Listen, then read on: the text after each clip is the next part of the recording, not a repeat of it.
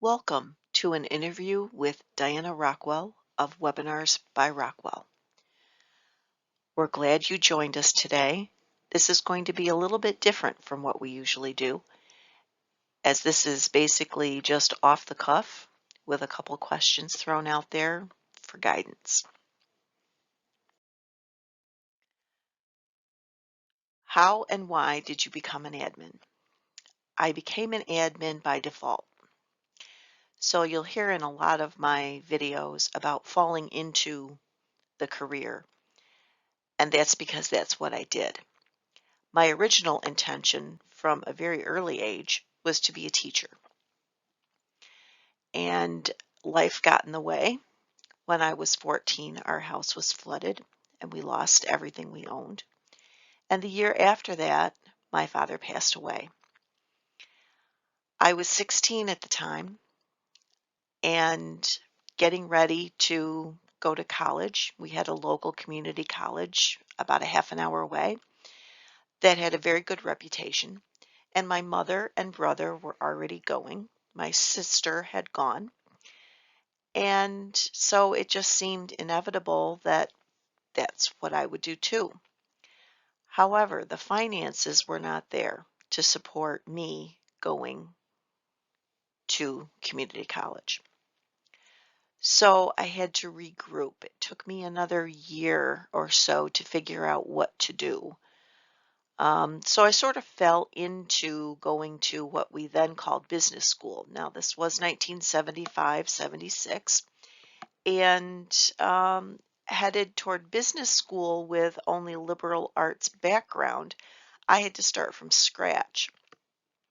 Now, I already knew how to type. We'd had a typewriter in my home as long as I could remember, and I actually typed a fifth grade report for history about Dwight Eisenhower on our little portable manual Remington typewriter. So I was not a stranger to typing, but I was a stranger to everything else in an office. So learning shorthand was a struggle, and machine transcription I loved, although never did use it all that much. Bookkeeping was a little bit of a struggle. I was sick for a little bit towards the end of that course. Went back and found out we were having the final that day. So it was an interesting journey to get there. I was able to get some grants and a small loan to get me through. However, back in those days, I think the total cost was $1,500 for the year. So it's nowhere near compared to what it is today. My first job as a secretary was in a plumbing wholesaler. It was not the best job, and I left that in about 9 months. I started working part-time at a copier dealer who was also an A.B. Dick dealership. If anyone remembers the A.B. Dick brand, it was Albert Blake Dick Sr., who worked with it was Thomas Jefferson, I believe, to build the first mimeograph machine. And it was a floor model right around turn of the century, 1900. And the first model was signed by both of them as the inventors. They went on to, A.B. Dick went on to develop a spirit duplicator, which many of you know is a Ditto machine. Ditto was a brand name, but A.B. Dick made their own model.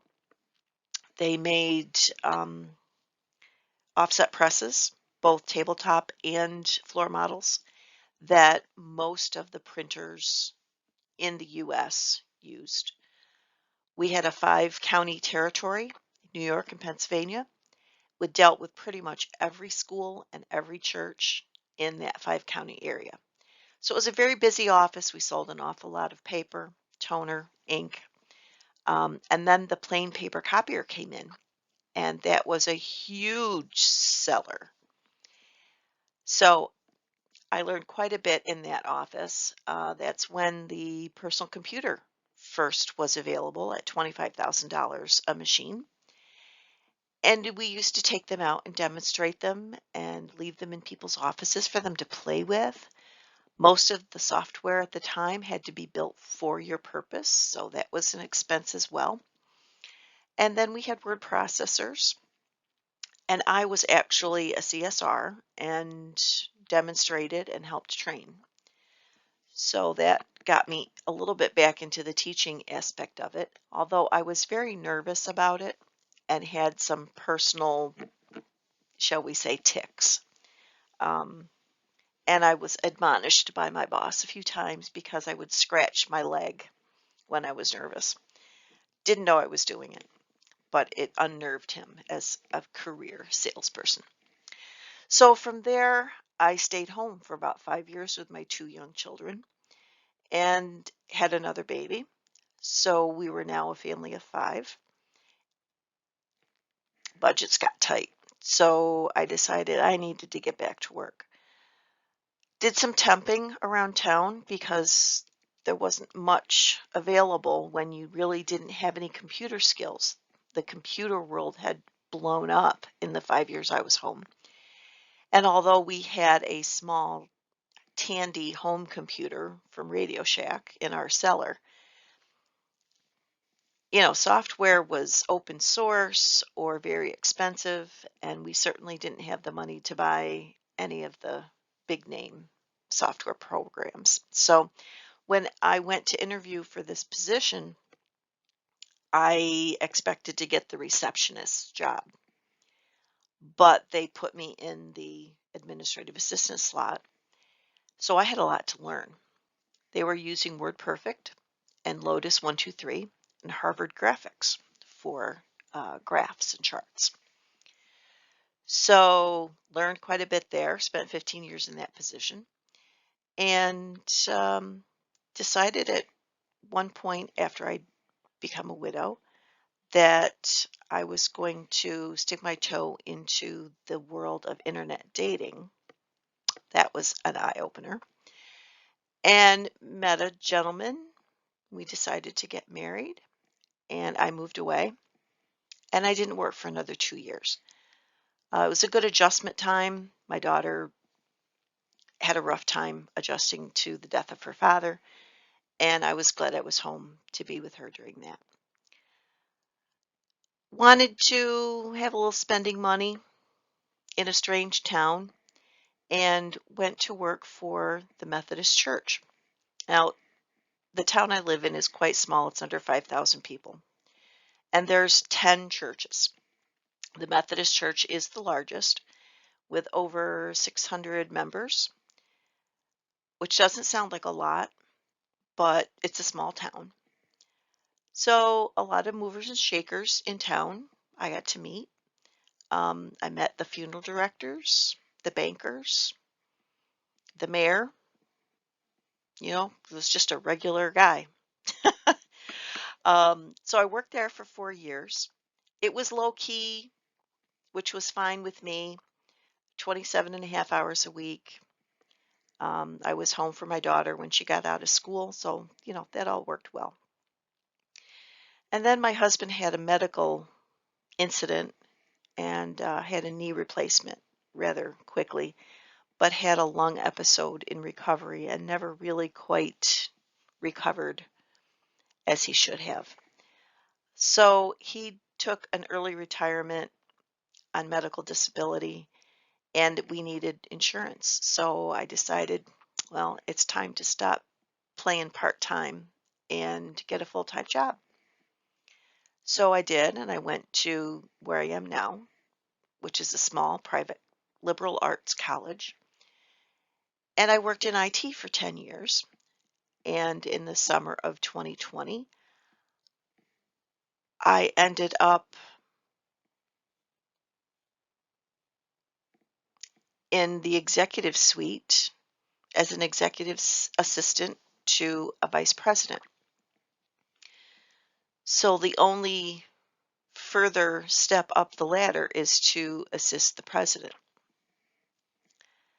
So I think I did fairly well for myself.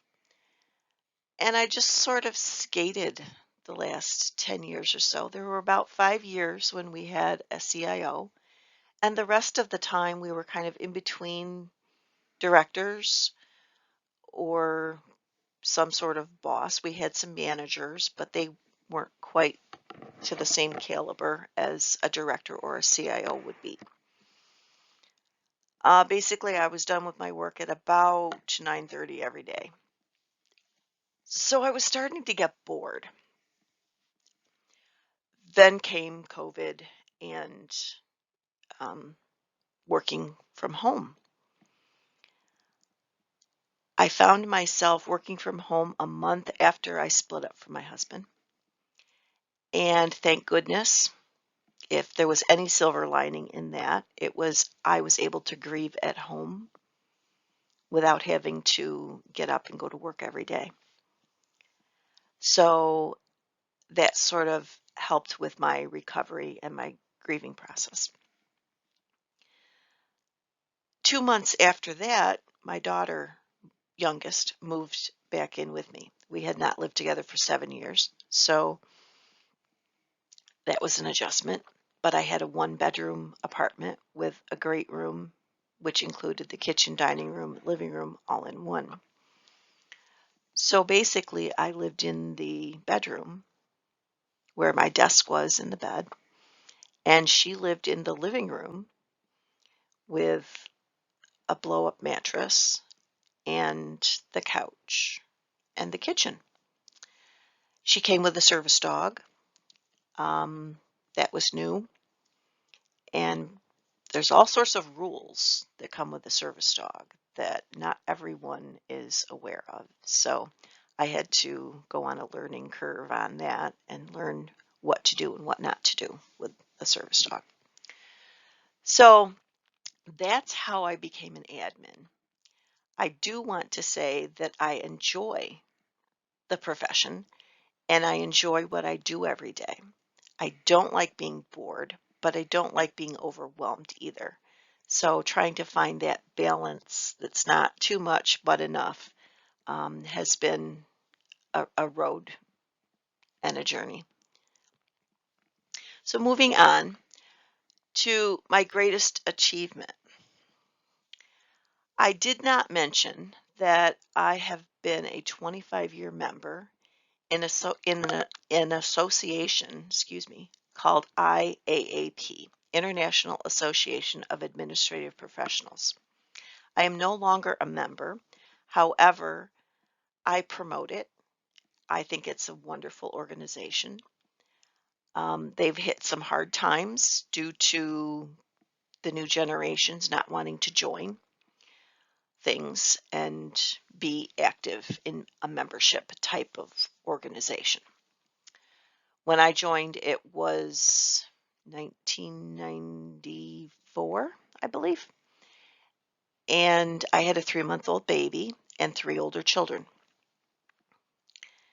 And I basically felt like I found my home, which is saying a lot. I spent 25 years as a member, went through all the committees, went through all the offices, and served as chapter president for 4 separate terms, 2 consecutive at a time. And we merged with another chapter at one point that we had chartered 30 years before that.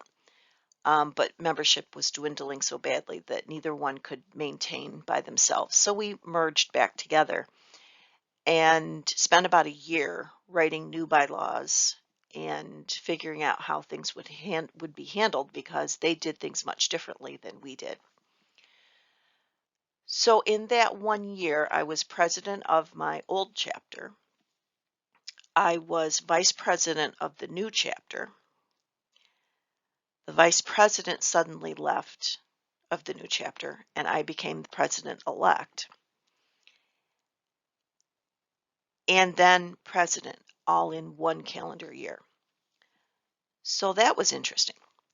But to my greatest achievement, In the year 2000, my newly formed chapter decided that they were going to host what was called a Northeast District meeting, which was a 3-day event filled with seminars, meals, um, banquets, more seminars, business meetings, those types of things. We had to have a hospitality suite, which was a separate hotel room that had snacks and drinks and places to gather. Um, my room was next to the hospitality suite, which was very loud for most of the time. But for some reason, it seemed that the stars and the moon and everything just aligned perfectly that weekend, and everything went so smoothly. We were pretty much all just looking at each other, waiting for the shoe to drop, which really never did. You know, you always have minor issues, but everything went wonderfully. Our speakers were phenomenal. People loved the speaker, and he was asked to speak on the international level and did so for many years after that. Um, we just had a great time.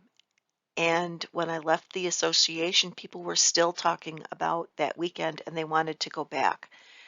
I think they were trying to recapture the magic, which, you know, usually can't be done. But I was so proud of my group. We spent, I think, 2 years planning the meeting, getting speakers. That was my job for the meeting, was to get the speakers and to line them up and to get their bios and get their pictures. And we did a booklet of the whole weekend with the entire agenda, and it was just phenomenal. Even the hotel did some phenomenal things for us. They could tear down and build up a room in about 30 minutes, which is pretty good for 200 people. So the next question is, what is your biggest regret? And I think I'm going to go to a soft skill on this one for my biggest regret and not an actual incident that happened, although the skill would have helped or maybe avoided some of those incidences. I really hate confrontation, and I have a hard time speaking up for myself. It has not been safe in my life to do so. So I learned through trial and error to really keep things to myself. So when someone comes at me and accuses me of something, I get the deer in the headlights kind of look, and I hope that I'm keeping my face placid and peaceful and I don't look like I'm going to kill somebody. Um, it's basically fear. And my brain does not function well enough to come up with the proper things to say until about an hour after the incident. And I have had many of these situations through my career where so and so said that you said this. Well, what they forgot to tell you was that they asked me a generic question and said, well, what would you do if this situation presented itself to you? So I would give a generic answer to a generic question. Unbeknownst to me, there was a real situation with a real client that had other parameters that would have been important to know before giving a generic answer that should have been a specific answer. In my experience,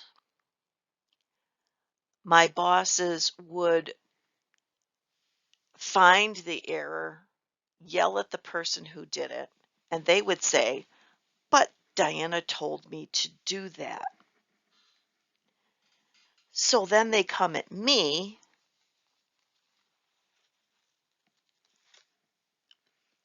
and confront me saying, "Well, why did you do that? You know that's not right." And I'm like, "You're right, but I didn't know it was for so and so." That would be a totally different scenario than a generic question. So I would have to have those conversations, and I wasn't good at it.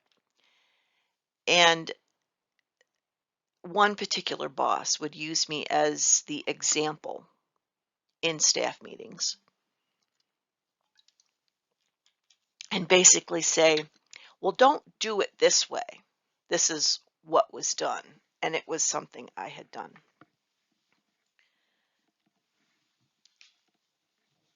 And I'll just share one little short story. I was the chairman of what we called the communication committee at that business. And we had determined a standard formatting for letters, a standard font, because we had two offices and we wanted the clients to not be able to differentiate between this one came out of one office and this letter came out of a different office. So they hired someone new in the satellite office, but no one had time for me to train this person. So we had this thing that we called the cron, which I have never seen in any other business.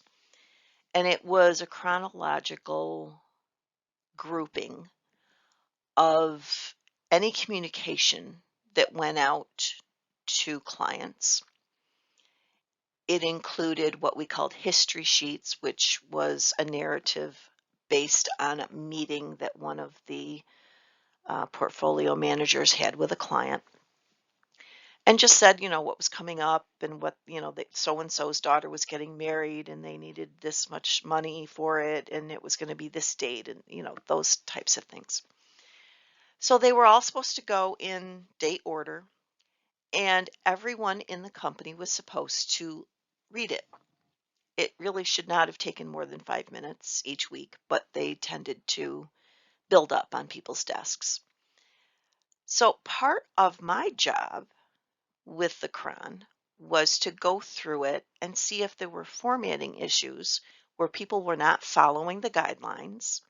And we had a whole booklet of how to do this, and it was given to everyone that was producing letters, anything that went to the client. Even our emails were formatted like a regular letter. It's not like just a block text like it is today. They looked like a letter with the date and the address and everything in it. Very old-time conservative type of thing. So I went to, it was a fax that she had done to a client. She was sending forms for them to sign. And she had formatted the letter incorrectly. And as part of my training, I was supposed to tell her, well, the date needs to be flush to the left, not in the center. That was how we decided we were going to do it. And she used the wrong font, just normal stuff. It really wasn't that big of a deal. Well, she went ballistic. And no one else saw this. It only went to her. So it's not like I singled her out. She went and complained to HR. And instead of someone coming and talking to me and saying, well, what was your take? How did this unfold? I was confronted, I was accused, and I was sent home for half a day. And it really didn't matter what I was going to say. They had already made up their mind. So my biggest regret would be not speaking up for myself. The end of that story is 2 or 3 weeks later, they found out that she was hopped up on pain meds. And they put her on a medical leave of absence for 2 weeks to see if she could get straightened out enough to do a decent job. But she never did come back. And the closest thing I got to an apology was the boss's son, who was one of the portfolio managers, looked at me and said, "You handled yourself very professionally through it all." Because I still had to work with the person, but I wasn't going to put myself out there for more ridicule. So that is my biggest regret.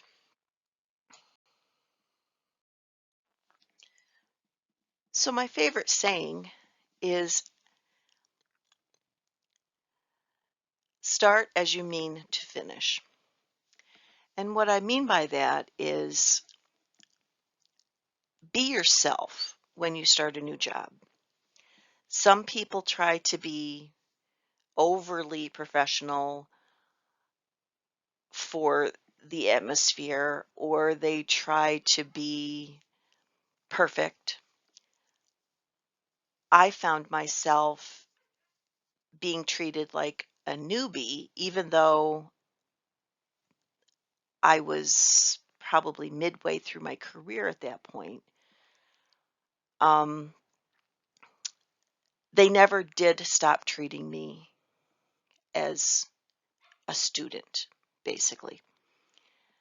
I spent 15 years in that company, and never once did they really see any growth, which would have been attributed to IAAP and not to them.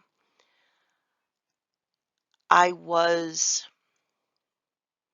trained, molded, and scolded quite often by the boss for 12 years, making me into the type of assistant that he wanted. The minute he stepped down to semi-retirement and his son took over, all of a sudden all those skills that I'd learned were not wanted, for lack of a better word. They were not valued. I'm sure it was a generational thing, and even though I was not that much older than the son, I think there was a little bit of jealousy or something there. And I always hate it when people say that, because to me it sounds like arrogance. You're saying, oh, well, I'm just so wonderful that they were so jealous of me. And I don't feel that way at all. I think he had a difficult relationship with his father. I think his brother had an even more difficult relationship with his father, and he was the favored son, the second son. And the daughter really had no relationship with them at all. So I wonder if I ended up being a surrogate daughter. Um, I did allow too much information from my personal life to be involved. And I used to think that if I took care of him, he could take care of the clients. And that was sort of my goal in life. Unfortunately, he started to expect me to make sure he got his lunch and that it was still hot, that he didn't get stuck on phone calls with the undesirable clients. It was just a really weird dynamic. So I ended up being the new person for 15 years, which is kind of hard because, I did know stuff after a while. One of our coworkers came in, very nice lady. She was working in the operations department. She would order the checks and do the deposits and things like that. And we knew her as Mary.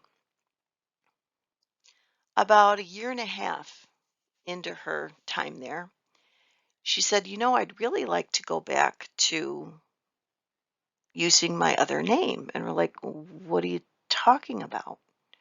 She used to go by Lou, but she thought Mary was a more professional name. So she decided to try to go by Lou or by Mary. And we never really could get out of calling her Mary. I mean, it was just such an automatic thing. Um, her next job, she didn't do that. So that's what I mean by starting as you mean to finish. If your personality is a certain way, don't change it because you think it's appropriate. You can temper it for professionalism's sake and for the sake of the quote atmosphere in your business. For example, I knew a woman in IAAP. She was an international president, and she was talking about dress code. And I'm a stickler for, I don't even wear capris to work. And I certainly don't wear shoes that flip flop when you walk. That was a pet peeve of one of the bosses. And she was talking about wearing jeans and leather jackets and like combat motorcycle boots to work. And I'm like, how can they let you get away with that? I mean, we are talking the late 90s. So it's a little bit different world today. Then I found out where she worked. She was the executive admin for the president of Harley Davidson. So she couldn't walk in wearing a pencil skirt and a suit jacket and a blouse with a big tie on it and expect to be looked at as professional in that industry. So you always have to temper. If you're loud and boisterous and you're in a very conservative business, you will need to temper it. You don't need to change it necessarily, but just tone it down when it's appropriate. So, my biggest pet peeve, which I think I really talked about, is not being treated fairly. Having someone ask you, well, what happened in your mind and why did you do what you did before they make a decision holds true in business, in parenting, in relationships, in just about everything that we do with other people. I've had situations with my children. My middle daughter came home from school one day and said somebody kicked her in the head while she was walking in front of the swings and that she did it on purpose. So I put her back in the car and we headed back to school, but I asked her questions on the way because I didn't want to go into the principal's office and say, what are you going to do about this? She was a little petite 7-year-old who probably was the size of a kindergartner, if not pre-K. And here somebody's kicking her in the head. Well, it was ended up being an accident and she walked too close to the swings. So we turned around and went back home. But you need to ask both sides as much as you can. You can't just blindly listen to the first person and say that they're right. That's not fair to anybody. So let's move on. Your best piece of advice for someone starting out in the administrative professional field. Learn as much as you can. Be in charge of your own education. And I'll go back to my favorite saying, start as you mean to finish. My career is ending way differently than I ever imagined it would. And far afield from a plumbing wholesaler where all I did was order parts and toilets and bathtubs and flanges and couplings and things like that.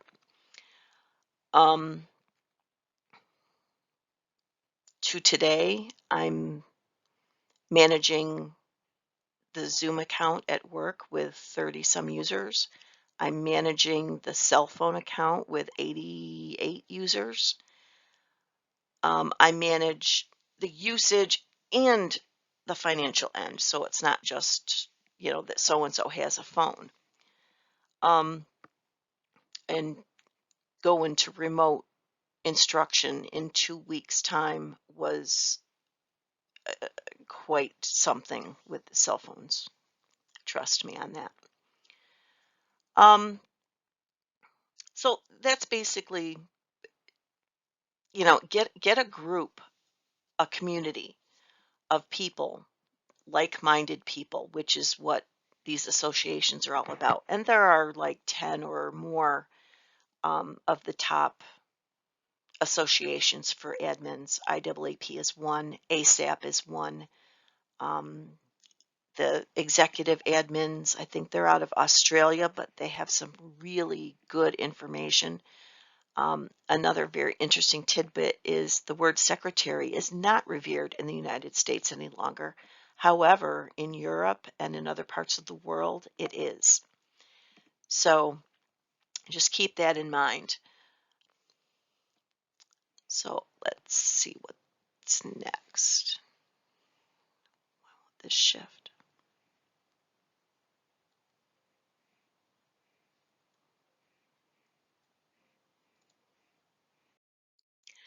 I decided to create webinars by Rockwell for 2 reasons.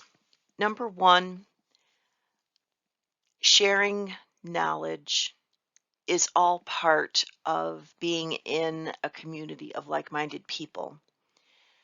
When I get stuck on something, I like to have that backup of the core 5 or 10 people that I can go to in an email and say, hey guys, I've got this scenario. Does anybody have a solution? 9 times out of 10, somebody else in your tribe, shall we call it, has already been through the scenario, has already had that problem, has already found that solution. So that was the major reason. And I really would love to be able to create that through webinars by Rockwell. The Teachable site allows comments. People can say what they'd like to see covered as a topic. They can go to YouTube to see videos. We'd go through the PayPal link and I could send you the private link from YouTube. There's lots of ways that we can do this, but a lot of those platforms allow for the commenting, getting to know each other, and learn your strengths. This is not just about me. Yes, I want to share what I've learned, but I also want to learn from you. And I'm also learning while I'm doing this because I didn't know how to do video. I didn't know what to put it on. I didn't know how to have a paywall. I didn't know any of that. So this has all been a huge learning curve, and it's taken me about 4 months to get to where I am now, which is still the very beginning. And the second reason I wanted to start this was I already had these presentations done from my work in IAAP. At one point at the college, we offered training, 45-minute training for a lunch and learn a couple times a week. And they went quite well for a while, and then it sort of fell off. And I think it was because we didn't offer anything new. We were just offering the same stuff. So, how many times can you sit through a basic Word class or basic Excel class? It gets very boring after a while. Even if you do want to hang out with the people that you're in the class with. So those were the reasons why I created it. I also, and this is just an aside thing, at my current age, and I won't share with you what that is yet, but I was finding it difficult to keep up with the technologies, which was a little sad because I worked in the IT department for some of that time. But we were basically just maintaining what we already had. We weren't really adding anything new. And IT doesn't really get involved in the usage. It's more the back end of how the platform and the software functions. So I think I sort of answered the next question. In creating webinars by Rockwell, what have you learned? I've learned how to do a video recording directly in PowerPoint, which has been eye-opening and very interesting, a little frustrating. Um, I did one on my phone the other day through the Office 365 app, which was really interesting. It's amazing that we have all this stuff at our fingertips and we keep it in our pocket and we take it for granted. And when I think back to 40 years ago when we were typing everything over and over and over on 6-part carbon paper to do invoicing and bursting them and collating and hand folding and all those other things. It's just amazing how far we've come. And watch for a webinar on that. I put this together several years ago for an Administrative Professionals Day luncheon, and it starts about 1900 with the new technology of those years, and it just highlights one or two from those time frames and goes all the way up through, I think it's 2000.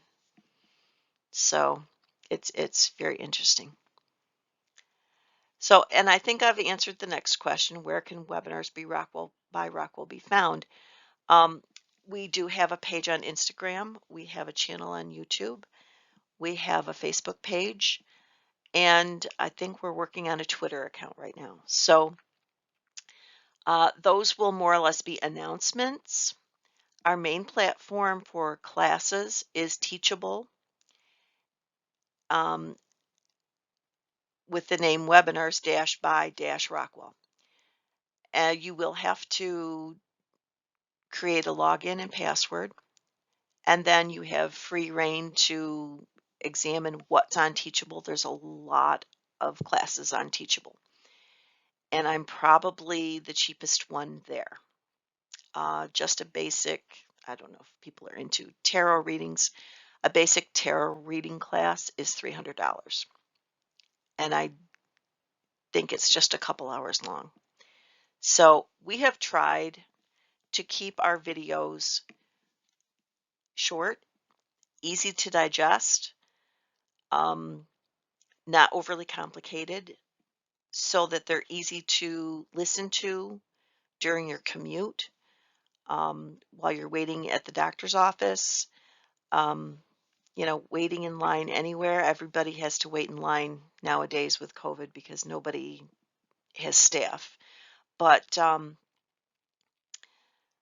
quick, easy, 20 to 40 minutes for each topic. And right now they are priced at $30, which I think is quite reasonable. Our thought process was 30 minutes for $30, to keep it under the threshold of being not affordable. I know administrative assistants really are not at the top of the pay grade, and I tried to keep that in mind to keep it where it was manageable and didn't break the bank. I'm trying to release 4 new topics a month, 3 different categories. I have an advice category, and that's based on my life experiences or books I've read or something along those lines. Soft skills, which are the interpersonal skills, and technology. Right now, we have about 35 topics that have been identified, and we are creating more every week. So there will be no shortage of topics, and hopefully, we can get the channel to grow and get some momentum behind webinars by Rockwell.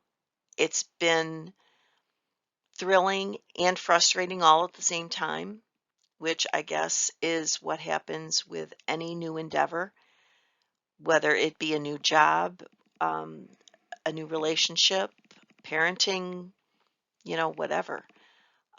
So I'm thrilled to be able to offer these to you, and hopefully I will get better as time goes on. I know I'm a little rusty in the presenting area, but let me know if you can think of anything that I should be covering, what the hot topics are, and we'll kind of go from there. What topics can we look forward to? I'm looking at some really great topics like self-care for admins, form fill-ins in Word. Let's see, where's my paperwork? There it is. File structures, what's best practice, time management for admins. Let's talk about certifications, creating the paperless office, finally. How to avoid the pitfalls of cybersecurity, how to be successful working remotely, how to deal with a bad boss,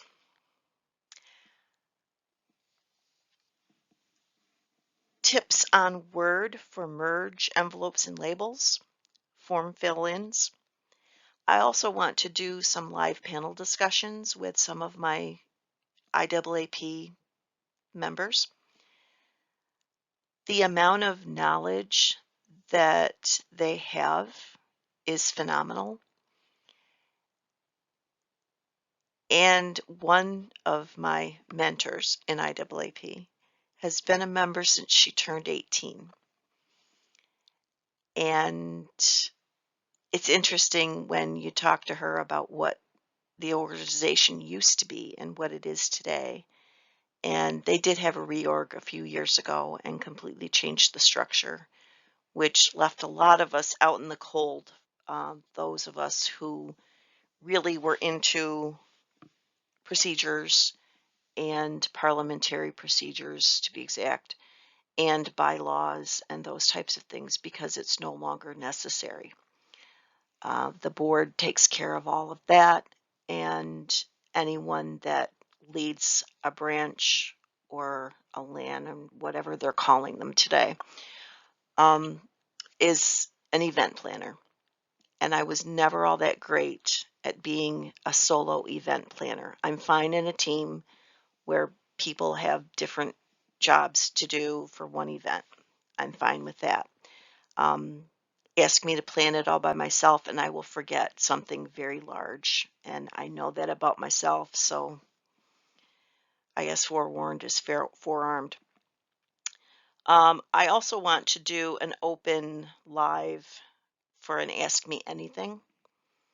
And hopefully that will give some back and forth. We'll have to do that either on a Facebook Live or a YouTube Live. And the one I'm really looking forward to is disaster recovery for work. And it's not, keep jugs of water in the trunk of your car type of disaster recovery, but more of a data recovery and things to do to keep your data safe if there was an earthquake or a fire or whatever at your job. So I hope that makes some sense, and I look forward to hearing from people and seeing the business grow. And thank you for spending your time with me. Thank you for joining us, and I hope it was worth your time. I am Diana Rockwell with Webinars by Rockwell. My phone number is 315-924-2452, and my email address is dianawebsterrockwell@gmail.com. So contact me, look me up, check out what we're about, and thank you for your time.